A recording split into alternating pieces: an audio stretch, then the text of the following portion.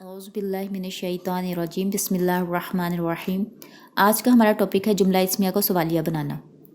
سوال عام طور پر دو قسم کے ہوتے ہیں، ایک ایسے سوال جن کا جواب ہاں یا نہیں میں دیا جا سکے، اس کے لیے عربی میں حروف استفہام استعمال ہوتے ہیں، اور دوسرے سوال ایسے ہوتے ہیں جن کا جواب مختلف یعنی کہ ڈیٹیل والا ہوتا ہے، اس کے لیے عربی میں اسماء استفہام استعمال ہوتے ہیں۔ استفہام جو ہے وہ سوالیہ کو کہتے ہیں۔ اب دیکھ لیتے ہیں کہ حروف استفہام کون سے ہیں۔ آ اور حل، آ یعنی حمزہ زبر والا اور حل، ان دونوں کا مطلب ہوتا ہے کیا۔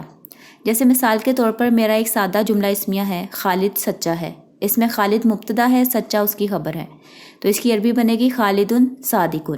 اب اگر اسی جملے کو میں نے سوالیہ بنانا ہے، کیا خالد سچا ہے، تو اس کے شروع میں چاہے میں الف یعنی کہ حمزہ جو ہے وہ زبر والا لگا دوں یا حل لگا دوں تو یہ سوالیہ جملہ بن جائے گا۔ خالد صادق، حل خالد صادق، کیا خالد سچا ہے۔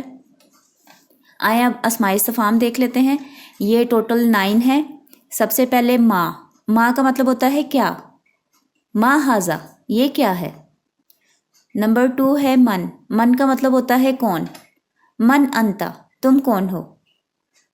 نمبر 3 کیفا، اس کا مطلب ہوتا ہے کیسا، کیفا حالو کا تمہارا حال کیسا ہے۔ نمبر 4 آئینہ، کہاں، آئینہ اخو کا تمہارا بھائی کہاں ہے۔ نمبر 5 متا، متا کا مطلب ہوتا ہے کب، متا نصر اللہ اللہ کی مدد کب آئے گی۔ نمبر 6 ایانہ، اس کا مطلب بھی کب ہوتا ہے، ایانہ یوم القیامہ کہ قیامت کا دن کب آئے گا۔ نمبر 7 انا، اس کا مطلب ہوتا ہے کہاں سے، انا لکی حاذا یہ تمہارے پاس کہاں سے آیا۔ نمبر 8 ایون، اس کا مطلب ہوتا ہے کون سا، ایو شیئن کون سی چیز، یا جیسے سورہ ملک میں ہے ایوکم احسن عملا کہ تم میں سے کون اچھے عمل کرے گا۔ نمبر 9 پہ ہے کم، اس کا مطلب ہوتا ہے کتنا، اور یہ 2 مفہوم میں استعمال ہوتا ہے، سوالیہ اور خبریہ۔